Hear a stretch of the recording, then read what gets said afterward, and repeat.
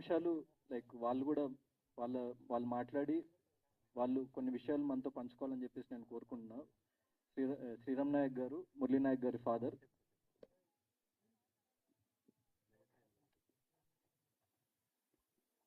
Hello,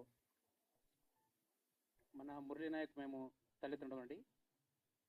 మన భారతదేశం పాకిస్తాన్ భారతదేశం మధ్య మన మురళి వీరమరణం పొందినాడు కాబట్టి మాకి బాధాకరం ఉంది, ఒక పక్క గౌరవం ఉంది.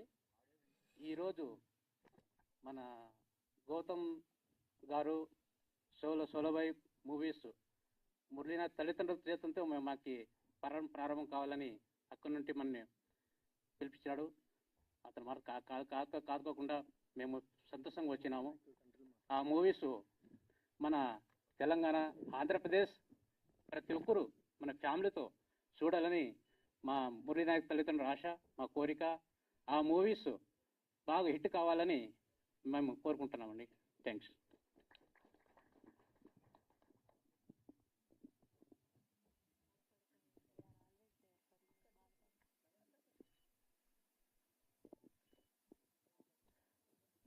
అమ్మగారు కూడా ఒక 2 మాటలు మాట్లాడాలి. ఎందుకంటే as men we can be very strong, అంటే మనం ఎమోషనల్లీ చాలా స్ట్రాంగ్ ఉంటాం, కానీ ఇలాంటి ఒక అమ్మ ప్రతి ఒక్కరికి ఉండాలి. ఎందుకంటే ఒక్కడే కొడుకు, 2-3 పిల్లలు కూడా లేరు వీళ్ళకి. 25 ఏళ్ళ కొడుకు, అంటే నాకంటే కూడా ఇక్కడ ఉన్న ఎంతో మంది కంటే కూడా వయసులో చిన్నవాడు. అంత మెచ్యూరిటీతోని, అంత దేశభక్తితోని, ఒక ప్రాణాన్ని సైతం లెక్క చేయకుండా అంత పోరాటం చేసిండంటే, సో అందుకే మనం ఇక్కడ ఇంత హ్యాపీగా ఉండగలుగుతున్నాం అలాంటి వాళ్ళు ఉండడం వల్లనే.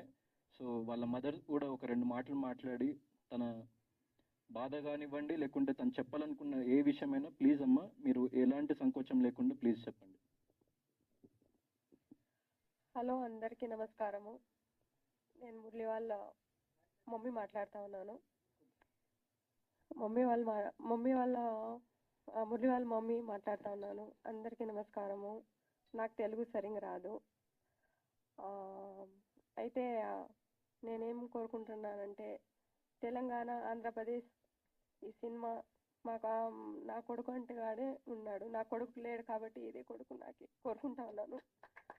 సినిమా అందరూ తప్పకుండా చూడాలని నేను కోరుకుంటా ఉన్నాను. నా కొడుకు మేము చాలా బీదోళ్ళము.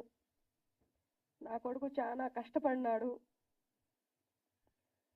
మాకు సంపాదించి పెట్టేవాడే వెళ్ళిపోయినాడు.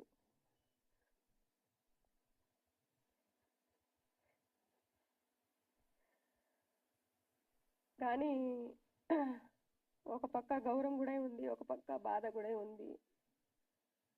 ఈ సినిమా తప్పకుండా చూడాలని నేను చాలా కోరుకుంటా ఉన్నాను. తప్పకుండా చూడండి. Thank you. అదే.